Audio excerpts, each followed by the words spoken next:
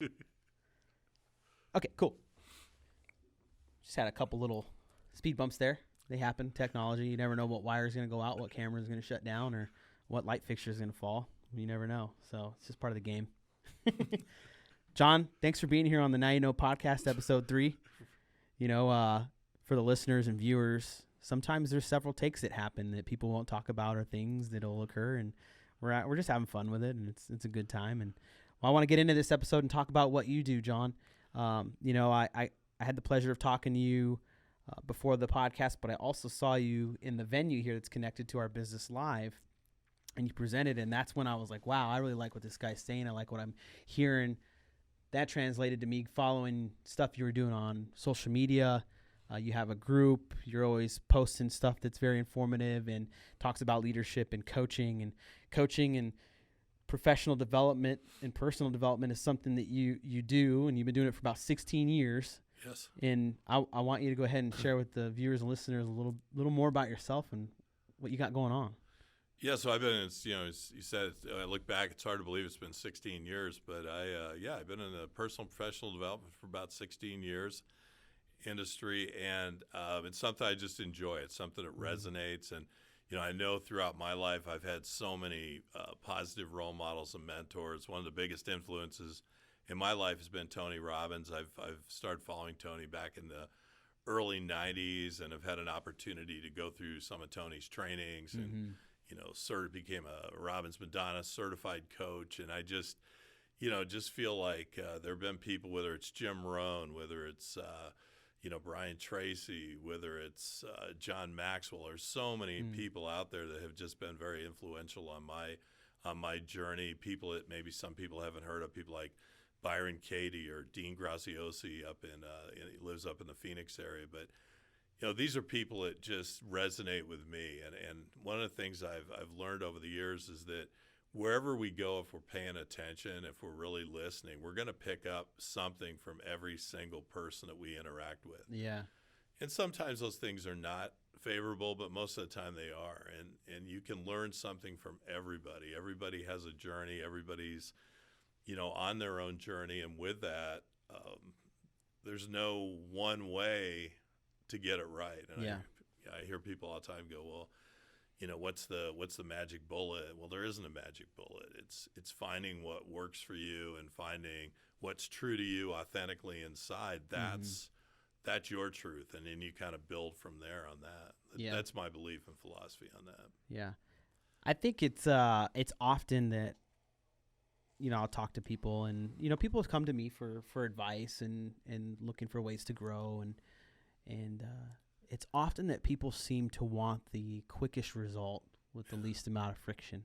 Sure. And I think you would probably agree that that's just not how it works, right? Right. Yeah, but I like that word friction, because I think by nature most people aren't conflict habituated, right? They don't go out and seek conflict. You have those people that do. They just like to fight. They like to argue.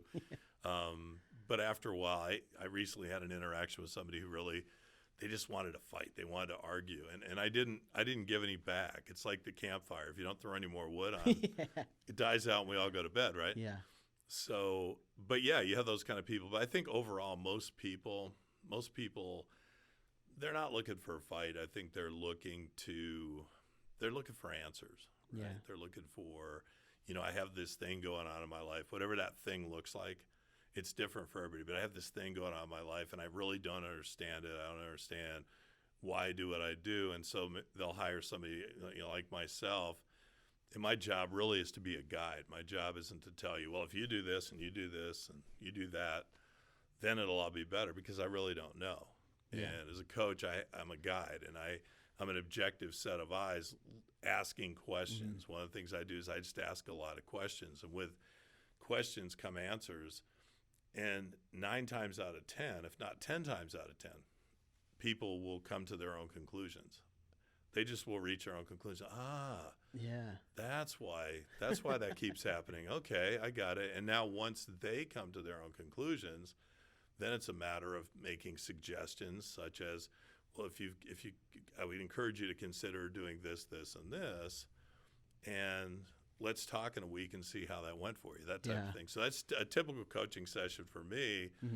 is I'm asking a lot of questions, and then I'm putting a couple assignments out there. Go try this and see what happens, and then we'll get back and talk about it next week. So yeah, you brought up a good point, and it's something I've seen in doing a little bit of the coaching that I've done. I can't say that I'm anywhere at your level or anything because I'm actually learning from you. We all learn from each other. Yeah, that's I'm true. going to learn from you today. Yeah, well, that's great. Yeah, that's a good way of looking at it. Yeah, it's true. Learn from you today. Yeah, for sure. And you said something about you don't tell them what to go do. Like you don't give them like a straight answer. You don't just go, hey, go do this, right? Mm-mm. And why is that? Well, number one, it's their life. It's their world, right? Mm-hmm. So something that works for me may not work for them for a myriad of reasons. Yeah. Right. So if I say, well, this is what I did and it worked for me, so you should do this too. Well, I could say, hey, I had a similar situation happen in my life and it caused me a lot of pain, and here's what those pain points were. Mm-hmm. And so my pain got to a point. So in any kind of situation in life, as long as things are going great, everything's cool. Yeah. Right? It's when we reach that point where the pain becomes so great, mm-hmm. that's what propels us into change. And so I'm always looking for those pain points and then using them as leverage, right? Yeah. But this is kind of, the high tech stuff here. But the point is I don't tell anybody what to do, because what worked for me may not work for you for any number of circumstances, right? Like I don't, advise people on how to parent their children, because those are their children. They have their own family beliefs. They have their own. What worked for me may not work for you. Yeah. So what I try to do is find out, get the dynamics. I work with dynamics and find out, what is it that's really going on, and how can we kind of work together, collaborate together to figure out a solution that might work for you. That's kind of a long answer, but yeah, no, it's reality. Yeah. I mean, if I've experienced it myself, I'm a new father. My daughter is only 8. She just turned 8 months. Congratulations. Sunday. That's awesome. Thanks. But it's crazy the amount of I guess I would say backseat parenting you get, right? Yeah, you know what I mean? Yeah. And it's like, well, you should do this, you should do that. The word "should" is used very often, and it's really hard to connect when you have people doing that. Sometimes it's your own family, it's your friends. I understand they all mean well, and I love all of them. Right. It's just I don't like to do what you're like. I don't like to go and tell people you should do this. This is the only way. Yeah. Right. Let's look at the options here. Yeah.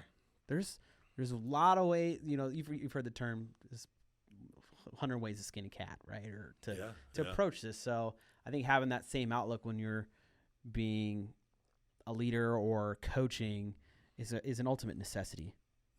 Yeah. And hearing you say that, it reminds me growing up, my biggest influences in my life have been, like it was my football coach, right? The word coach is in there. Mm-hmm. My business mentor that I have here, he's a coach. He's a mentor. He's a coach. Mm-hmm. And then there's also somebody I worked for in law enforcement that you're friends with, and they all had something in common, and it was the way they communicated. Right. How they communicated. Yeah. And let's talk about how important it is to be able to communicate as a leader, as a coach. Yeah, I mean, communication's everything, right? Mm-hmm. So how we communicate it really dictates, our life experience to some degree. I mean, you have let's talk about football coaches. You have the coaches that we see it all the time. We have the coaches racing the sidelines. He's throwing his clipboard. He's pointing fingers in the chests of his players. And what happens more often than not, if you really watch those situations, is the players roll their eyes. They start to turn the other way. Then you have those coaches that walk the sidelines. They come up, they put their hand on the player's shoulder pads. They explain some things they're teaching, and you can watch right there the reaction of the player. The player's engaged. Think about it in your own life. If somebody comes up and starts screaming at you, telling you what to do, the first thing you're going to do is get defensive. And if they get too close, you may get reactionary. Yeah, right? Absolutely, yeah. But if somebody comes up and goes, hey, are you open to some feedback? Right? And my wife does this with me all the time. When I start to do my little spin thing, she'll go, are you open to some feedback? I'm like, Sure, because it's feedback. It's Yeah. not, well, if you should do this and you should do that, right? So going back to those leaders that you talk about, they all had a demeanor that I'm sure all of them, they weren't yellers. They weren't, No. they were people who were instructional. They were people who came up and said, they gave you constructive criticism, and people respond to that. People want to learn. Or we want to learn. We don't want to be berated. We don't want people to make us feel less than. And I think a lot of leaders do that. Yeah. People, I'm not even going to call them leaders. I'm saying people that are in, quote, titled leadership positions, they do that. They use intimidation. I wrote an article last week about 4 control dramas, and the first one was the intimidator. Yeah. You have the intimidator, and that person's always, they're trying to intimidate you. They were probably a bully in the 4th grade, and they're still a bully, Yeah. in their current role. Then you have the interrogator. That person that's always questioning everything you do and then telling you why you could do it differently. If you do it my way, it would be more effective. Yeah. And then you have the poor me people that use, the guilt and manipulation. They lead that way too. So you have these different styles, and the one that's most effective is always the one that's constructive. It's hey, if you're open to some feedback, I'd like to show you how you might have handled this situation differently. Just something for you to think about. Yeah. You're going to go, okay, that's non-threatening. Yeah. And guess what? It's going to get results. You do this again, and you're fired. What are you going to do? You're going to go home, start working on your resume. Yeah. Because you're not going to resonate with that kind of a leader. You don't. No. I love that you brought that up, the part about the title of a leader. You know what I mean? Like, you can be titled whatever you're titled, you know what I mean? But people are going to find out who you really are as a leader. And it's unfortunate because, I was in law enforcement for 11 years, and that's a pretty big chunk of, of a career, a professional career. And unfortunately, I worked for every single one of those types that you just described. Yeah. And so you really do see the difference in leadership and what the results are. I would never throw names of leaders or anything that I work for, but it really came down to the title thing at the end of the day. And certain structures are built that way, and you can earn promotions and stuff like that in certain ways. And but the ones that stuck with me are the ones that you talked about, that were able to communicate, really, really constructive feedback in a manner that was positive and made you think, right? And you talked about football coaches too. If you watch an Alabama game, and if you really watch Nick Saban do his thing, I feel like he is a prime example of what you're talking about as far as the constructive. Exactly. I've seen him get kind of upset, but most times it's with the officiating crew. But when you see him actually like engaging with his players, I just love watching it. Yeah, when I was talking about that a minute ago about putting a hand on the shoulder pad, he was what came to mind. Yeah. Because does he get upset? Yes, but it's mostly facial. I mean, Nick Saban has some of the best exasperated facial expressions in sports, but he doesn't run up and down the sideline berating players, yelling at players. So, back to your point a minute ago, I think that people don't follow titles. People follow leaders. And leadership is really a way of being, right? You just know when you're in the presence of a leader. Somebody steps up into their power and says, I'm going to lead. And the mark of a leader is how many people step up and follow, right? Yeah. So, and we're called to lead in any number of ways every day. Yeah. I mean, we recently had a neighborhood issue, and I just felt like I really needed to step up and lead. And, people followed it, but it was because we were communicating. Back to your point on communication, we were communicating. Everyone needs to know the mission. Everyone needs to know, what their role is. And everybody likes to feel like they're part of a solution. A lot of leaders, they make that mistake of, we're the leaders, you're the grunts, we'll tell you what to do, your job is to execute. Yeah. And a lot of people go, but why are we doing this, right? Why? Keyword why. Keyword is why. Why are we doing this? because I said so. That's not a good answer. Why are we doing this? Because we feel that if we go down this direction, it's going to allow us to, cut expenses over here, which is going to allow us to pay more people to come in and whatever that looks like. I'm just throwing out a random example, but people want to know why. Absolutely. If you tell your child don't touch the stove, first thing he's probably going to tell you, you got a few years on this one before he can reach it, but probably going to say, why? Yeah, why? Yeah. Well, because it's hot. Okay, but why is it hot? Because I told you so. Just don't touch the stove. What's he going to do? I did it. You did it. You probably did it, right? You touched the stove. I still do on accident. Because nobody explained to me, and they didn't show me the picture of a melting finger or any of that, right? So what do we do? Yeah. But if somebody explains it's really hot, it's going to burn your finger, you're going to feel terrible, you're probably not going to be able to write for a couple days, then I go, okay. You still might touch it, but you're going into it with some kind of an awareness, right, of what might happen.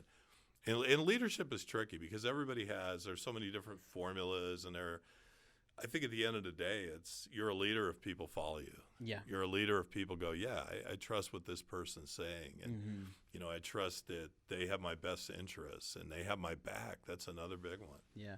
You also got to accept the fact that not everybody's going to buy into what you're doing, and not to get caught up on the negative stuff.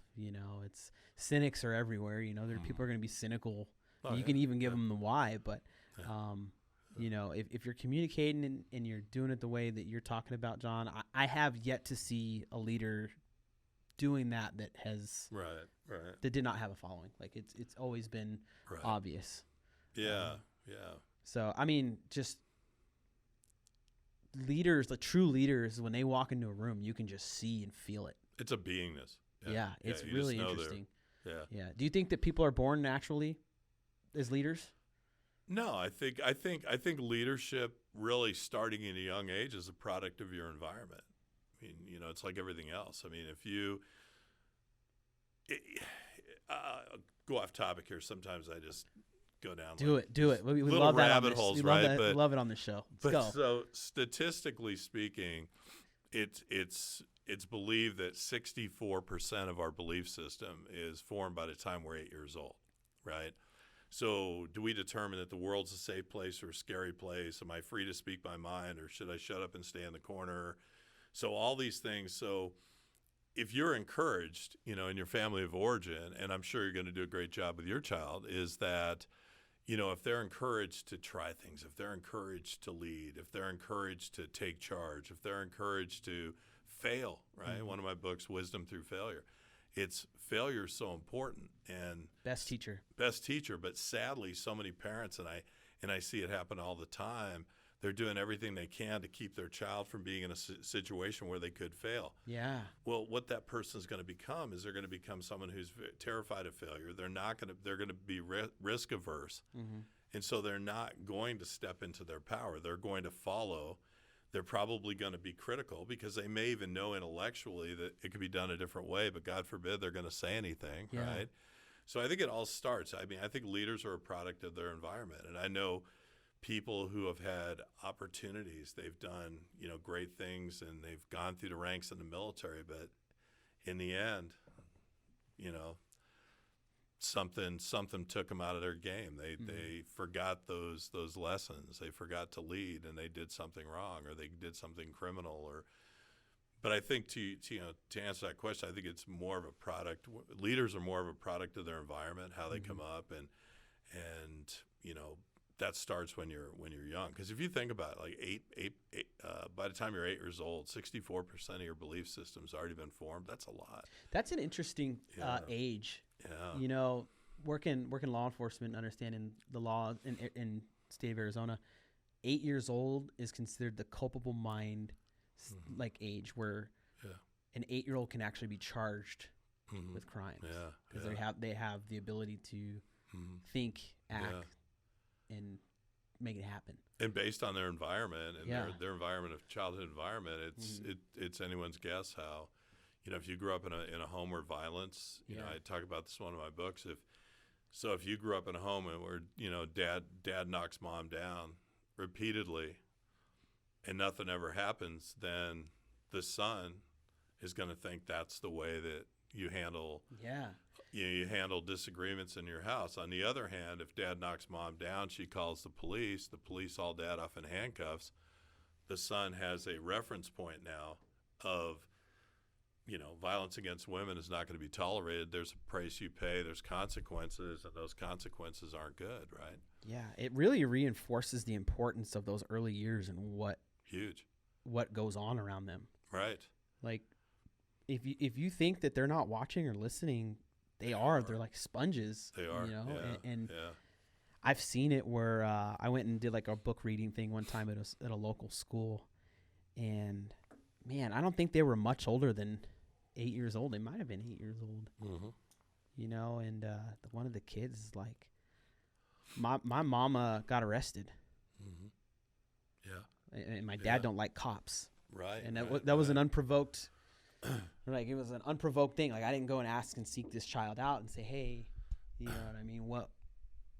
How do you feel about the police or anything like that? And it just was openly absolutely expressed to me by a young child. And it's like, kind of makes you, man, that's unfortunate that, that kind of stuff's happening. But, just really reinforces, parents, if you're listening, watching. Right. These early years are so, so important. They're all important, but what you're doing right now, you see the number 64% of, the environment and then 90% of your belief system is formed by the time you're 18. Wow. So think about that. So the influences, back to that point. I remember a couple of years back, I was involved. I think in 2018, I was involved with the Arizona Town Hall group, and we were that year. Our topic was criminal justice reform, and I remember going out and sitting in on a lot of different listening sessions and taking part in facilitating town halls around the state, and we heard that all the time, that the biggest challenges the schools have, and they bring in the school resource officers or the police come on, and immediately the kids are just like shut off. Yeah, they shut off. It's like, that person's bad, we can't have that. That's that belief system. Where did they get that? They didn't come up with that on their own. They came up with that because the parents were telling them time and time again. So now, rather when they need help going to a police officer, they're going to go, no, that person's, it's going to be even worse if I do. So every time, every time I hear a 6-year-old drop an F-bomb, they didn't create that on their own. They probably didn't see it on Saturday morning cartoons. They heard it from a parent. Yeah. So if they're filing that and then using that, they're like parrots in a way, right? They hear something and then they go out and they repeat it. Yeah. And they don't even know what it means. If I say, what's that word mean? They go, I don't know. My mom says it. My dad says it. Yeah. Right? Yeah. So it's the same thing. Anything that's happening in the household, they're taking that in. If you were punished or admonished every time you said something, I said, you don't have anything of value to say, go to your room, you're not involved in this conversation, chances are pretty good that person is an adult who still believes on a certain level that they have nothing of value to say. So even though they know something's wrong, they may not speak up because they just are of the belief that I don't have anything of value to say. If somebody was encouraged, on the other hand, to step up and speak up and put it out there, even if you're wrong, put it out there. Yeah. Take an action. Even if it's wrong, you're taking action. Then they're probably grown up and they're probably pretty good communicators. They're action takers. They're risk takers. Yeah. Right. Yeah. Give it a shot. Give it a shot. You might fail. Yeah, so you might. Learn from it. Right. Learn from it. We fail every day. Yeah. Are there any particular failures you've gone through that you could think? I mean, I'm sure. Yeah, sure. Around here, it's daily. I mean, you saw some equipment fail on us just a little bit ago before the show, right? I mean, what do? We learn from it and adjust. We move on. We adjust. Yeah. Is there anything in particular in your life that you could think of that was had a really big impact on your future that you learned from? Oh, tons. Yeah. I mean, I think that I don't often go into my personal story. I used to not at all, but I grew up in a home where my mom had significant mental health challenges, and to no fault of her own. She grew up in a very abusive home as a child, and by the time she was 8 years old, she was watching, her mom do horrific things to pets as punishment to her, and different things that I learned later in life. But I think that, that was one of the things that I really kind of took away from that, and I think that's part of my compassion today is I grew up, like I said, I remember, and I talked about in one of my books that, seeing my mom, running through the street at 2:00 in the morning in a nightgown through a blizzard in Colorado, screaming her head off. And I still see people looking out the windows, but nobody said anything or did anything. And all I wanted to do was get her back into the house. Wow. By this time, I can't understand why my dad's not doing anything. My dad's just checked out. He can't take it anymore, which ultimately propelled me to the military school that I mentioned earlier that I went to for 6 years. And so I think that I looked at that for years. I looked at that as I'm getting to a point here. So for years, I looked at that, my failure to be able to bring her in out of the cold, not even understand, I'm 10 years old. I'm 2 or 3 years from believing in Santa Claus. So I have no idea of what I know today, right? At 10 years old, I'm like, why is she doing this? I just want to get her in. That's my mom. I love her. And so what that did, though, is it propelled me through a series of relationships where I was going through my life, and I would meet someone and I'd really, like them. But after a while, it would kind of wear off because I would realize I can't help this person. So the attraction initially was, it was like that, oops, I married my mom, or oops, I married my dad. Yeah. Because I'm trying to help. I'm trying to fix them. I would say, okay, this person has an issue and maybe I can fix them. And so eventually after, a series of failed relationships and a couple of marriages, I finally understood that. I was in my early 40s probably when I really understood that, I'm having these perceived failures, these relationship failures and other failures. I found myself having a difficult time being around people. By nature, I'm an introvert. Most people don't realize, oh, you're an extrovert. No, I'm the guy at the party that's over in the room that's identified someone that I could talk to. I'm not the guy that wants to be out there. Yeah. And so, but I take all of that from that experience. And so finally I realized, that this was my pattern. These were my relationship failures, if you will, and where they came from. And I think that a lot of times we go through life and we keep doing the same stuff over and over, but we don't understand why. Yeah. And for me, I would just simply be attracted or find somebody. I would be drawn to somebody who, nice person. We had a connection, but it was somebody I go, okay, if I could just help this person, then I'll, I was putting that person in the place of my mom who I couldn't help. So for years I carried that around as, God, I couldn't help my mom. And I felt terrible. I felt bad about it. And like there was something I could do. There was nothing I could do. Yeah. It wasn't until somebody put her in a place that she could get the help she needed. And she was an awesome woman. Yeah. But it was to get her in a place where she could work through her demons. But crazy, it's that our belief system by 8 years old, I didn't understand any of this or really even know the half of it, what was going on in my household, until I was in my mid-40s. And it was right before my dad passed away. Wow, yeah. So it was kind of a cleansing for me. But what that does today for me, David, is that I have that compassion. I have that drive that there's somebody out there that I can help. I don't have to get into a relationship with them, right? But I can impart my challenges or my perceived failures and say, hey, there's light at the end of the tunnel. If you're going through this, then consider doing this, right? Or and I think it's that relatability. So in order to be relatable, I think you have to fail a whole bunch. And I could go on for another 2 hours on different failures, and some of them I don't even want to get into. But I think that's one that sticks out. And it really, it drove my relationship life until I realized. And so fast forward to today, I've been married to the same amazing woman going on 14 years. Nice. Ironically, she doesn't need to be fixed. She's okay. Everything's good. We're able to communicate on a really deep level but she's done a lot of work over the years. She's done her own personal growth. She's had her own journey. And so a lot of times, if anything, she balances me because I still tend to bring up those childhood programs at the weirdest times. And, like when my football team lost last night, I was like, but she's conscious enough to go, is there really anything you can do about that? Do you have any control over the situation? No, I do not. But if they hired me as coach, Yeah.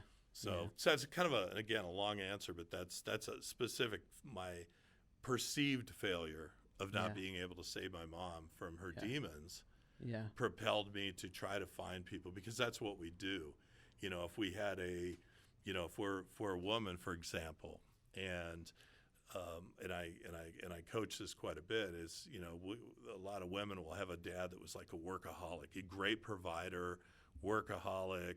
Yeah. But she got, they got the person's attention every Saturday afternoon from 12 to 3, right? Yeah. And so what do they do a lot of times? They're drawn to people just like their dad that were these, workaholic, highly driven individuals. And then what do they try to do?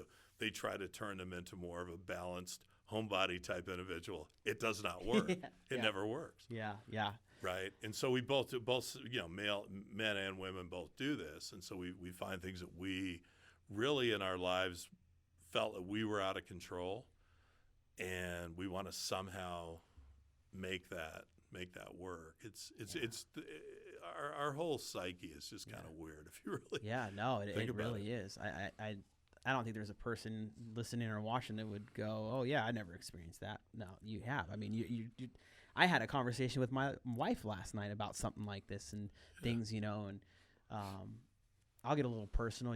I had a hard time with showing compassion for most of my life. Fair enough, for things going on with other people, and it wasn't on purpose or anything. It's just kind of how I saw the world growing up younger and stuff, right? So I always talk with her, and she's always like, I work on it every day. I feel like I've made huge strides since recognizing it, but it will still come up, and I'll see it, and I'll be like, hey, hold up, David. Go address this differently, right? And thankfully I've gotten to the point now where I can do it for the most part before I say anything. Because you're managing it. You're not letting it manage you. Yeah, exactly. See, that's the key. The minute you said that, the minute it comes up, you stop and go, oh God, here I go again.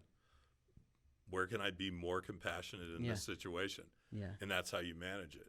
But what happens is even those that think they're 100% healed, they got it all figured out. I love this because I'll have people going, yeah, I've got my programs pretty much under control and everything. And I'll go, okay. Within 30 seconds, I do this it's that. I know where you're going to little devil thing. And I'll trigger them.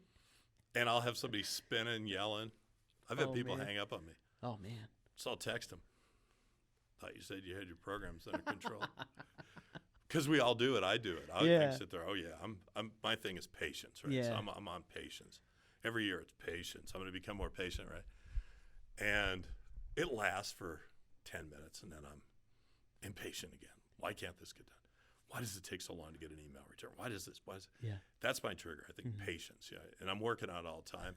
And I doubt I'm ever really going to get patient. I just try to manage it better. I just, I'll give them 15 minutes instead of 11.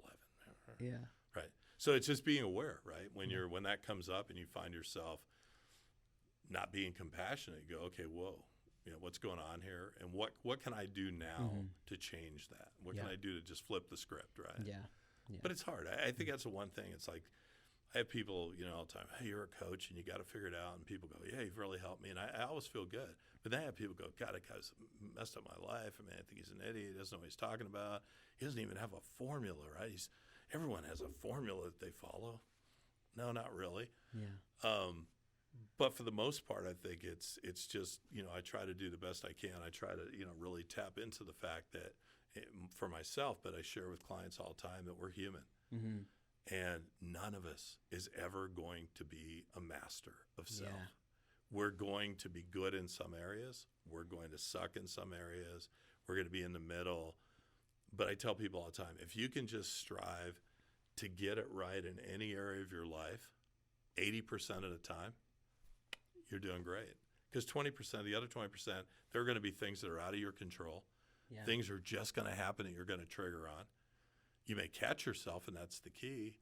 And then there's going to be 10 things, just things that are random, right? Yeah. Like we can have the best intentions of completing this interview today, but if out of the sky a lightning bolt hits a transformer out there and we hear a big bang, this show's over. Yep. We get to start over. Yeah. Right? Now, we had the best intentions of getting through this, right? It's the truth, yeah. And it comes down to what you were talking about earlier. We had a couple equipment things here. It happens. It's part of it. It's just part of the experience. Yeah. And so many people just take failure so personally. They take all this personally. I do it. I'm guilty of it. Yeah. Everybody's guilty of it. We all take things personally, but it's never really that personal. It's what goes on between this 6 to 8 inches up here is pretty impactful, Yeah. for our lives. Oh man, how many books you got written total? 3. 3? Yeah, I got 3. Working on a 4th. This is the one that I'm working on here. This one's really deeply personal, right? So it's really about it's my childhood, and it's done in more of a poetry form, and Nice. so I've been resisting it for years. My wife's going, "This is the year," right? And I'm like, "Yeah, but it's really personal." And she goes, "My gosh, you pretty much put your life out there, you know." Yeah. And I have it. So I think this is the year I'm going to commit to getting that done. It's going to be called Scenes from the Street, and it's just really about my just my life, and I put it into a different form, and then I have my first book is called Wisdom Through Failure: Guiding Principles for Life and Business. Second one was called Knowing Shit from Shinola, because when we all grew up. I mean, when I did in my generation, the people would say, "Oh, you don't know shit from Shinola," right? And I thought, well, but now I kind of do. So I wrote that book, and it was kind of fun. And I have a friend of mine out in Los Angeles, a guy named Stan Holden. He's a great artist. He's done a lot of movie posters, and he's got a couple great books out. But he does all my cover art, and it's fabulous. Nice.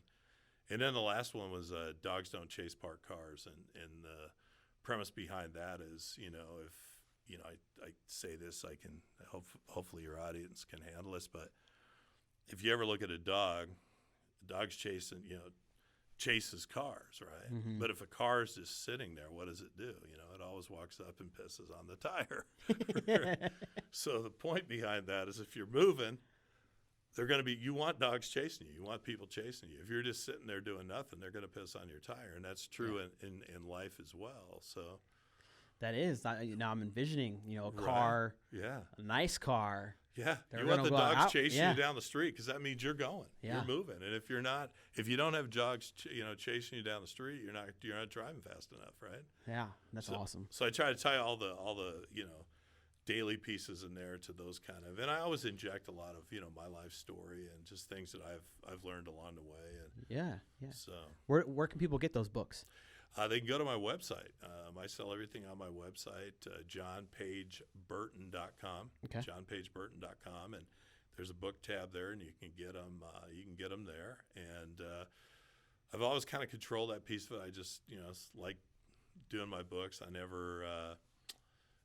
I don't think I wrote any of them to be bestsellers. I didn't ever have that in mind. I just thought, like I do with everything else, if somebody can, benefit from, they read something, if there's one thing that they read and they ponder, and it causes a breakthrough, it changes their life, then, my God-given talents were put to use. For sure. Yeah, no, for sure. I do the same. I do that on Instagram. So if you follow me on my Instagram, it's just David S. I often try to post just little blurbs of different pieces of leadership information I've gotten from John Maxwell, the 21 Irrefutable Laws of Leadership. Yeah, stuff great book. That I've seen great come book. out from you, the author Rich Dad Poor Dad, and now I'm into the Compound Effect. I'm working through that book. So I try to put those out, and I'll see people, they'll take those and run with it, and they'll see them getting shared, and it's like that little sentence right there. Right. You never know when you're going to make an impact, right? Yeah. And that's all of us. Everybody has an opportunity to make an impact. So why not? Yeah. Do it. Take 5 seconds of your day to. I just ate the mic right there. Sorry about that. Mine was bam. But no, take a couple seconds of your day to throw some positive information out to people. Well, and everybody can be an agent of change. That's the whole thing. You don't have to be a professional coach, or you don't have to be a therapist, or you don't have to be a teacher. Every single one of us has an opportunity to make an impact on somebody's life. It could be the simplest thing. I mean, my wife, again, is amazing at this stuff. I mean, she'll see, I'll be looking around, where is she? And she's identified an elderly person in the parking lot, and she's over there helping them load their groceries in their car. And I'm like, where'd she go? Incredible. Come on, we're in a hurry. It's always a game. Game's in 10 minutes. We gotta go. But she's great at that. She just spots that. And so from her, she teaches me all the time. I mean, my wife doesn't know this. She'll probably see this, and she'll go, really? That's cool. But she does all the time. I watch how she is as a leader. It's not, going back to what we talked about a while back, she's an amazing leader, but she's a leader who doesn't really subscribe to titles. She just leads. She leads from within. She's a great leader herself, and she sets an example. And all the time, friends of ours will say, God, she just carries herself so well. And you just know when she walks in the room that she's someone that's credible, someone that has integrity. That's how you want to be known. You don't want to be known as a person. Oh, there they are again. Yeah. That's backstabbing Betty. She's nailed everyone that's in front of her so far. You're next, right? You don't want that. Yeah. That's not leadership. That's terrorism, right? So good way to put it. Yes. Right. But my wife's a great example, and I learn from her all the time. Her example, because I was watching how she genuinely rolls, and I see that happen all the time. Wow. Lucky man. Where'd she go? Oh, she's over there loading groceries. So now what do? Hey, hold the cart. I'm going to get it this time. So I'm trucking over there. But yeah. So we all have an opportunity to lead. We all have an opportunity to make an impact. It's just, again, it's choices. Do we choose to do that? Yeah. Choices. It's all choices. Everything in life's choice. Everything. So you I'm going to get a little off to the side here. You mentioned football. Your football team last time. What was your football team? Well, I grew up a Denver Bronco fan, and so my parents always had season tickets. Okay, so yeah. I grew up, through the terrible teams, through the first Super Bowl in '77. Now I'm dating myself, and then the Elway years, and then ever since then it's been a little sketchy. We had the Peyton deal one year, but being out here in Arizona, I'm a Cardinal guy too. I think that everybody seems to have like the Cardinals are your backup or something, but I like the Cardinals too. And what a collapse, right? These guys. That was some of the worst football I have seen. In the last 5 weeks, it's just steadily gone downhill. So, but my wife is a big Green Bay fan, right? So we've got the next game coming up. Yeah, so we got Saturday night. So I just roll right on over. I'm a Green Bay fan. All right, let's go. I got 3 dogs, and one of them's getting in this darn game, right? So. Yeah, my wife's a Cardinals fan, and I'm like, how cool would it be if our teams were both in the Super Bowl? Because I'm a Tennessee Titans fan. So there you go. Well, it was Houston Oilers back in the day, and then they moved to Tennessee. Yeah. But I remember we've had some rough years. Earl Campbell was something else. Warren Moon, Eddie George, Steve McNair. Yeah. It's exciting for us right now. Getting Derrick Henry back right in the playoffs. Number 1 seed secured. That blew my mind. Yeah. There was some times where I was watching, I was like, man, I don't know if we're gonna do anything. But I just wanted to see what your team was. And sports is good. It brings people together. People. Yeah, sports. So I had a pastor here on one of the episodes the last season, and he was talking about the importance of sports culture because it teaches you so much, especially with failure. For sure. Right. He's like, you got to be. One of the things he said that I really liked and took was. He's like, you got to be able to be good at dealing with winning and losing. Yeah. Some people hate to lose. Yeah. They really do. Yeah. And it's easy to get upset when you lose and all that stuff. But I remember, like I was talking about my football coach, even when we lost, I loved going to film the next day. Yeah. Because there is nothing you can do to avoid getting put on Front Street that next day. Right. And so when I messed up, I knew that was coming. Like, I remember that play. That everybody's gonna see that. But it's also an opportunity for everybody else to see what they were doing wrong. And I loved it because I was like, oh, great, I'm not gonna do that next time. And it would literally make a difference in the next week, like next week of practice. And you would see the different people and their the choices they make. Like, oh well, I don't really care. I saw it, and then you see them doing it next week in practice, and it's like, oh. Okay. I use sports analogies a lot of times in coaching, and one I use, it comes up thinking about this right now is, so how many times you watch a lot of football on any given Saturday? If you watch college, you watch pros, you could potentially watch, probably 100 games or something. But how many plays do they start at the 20, handoff, goes for a touchdown, all the way, takes off, goes for a touchdown, once in a while. Yeah, once in a while. Great while. Yeah. And that's because on any given play, somebody makes a mistake. Well, every single play in football is designed to score. It's designed to score. And so that means on every single play, there's going to be a breakdown. Somebody's going to miss a block.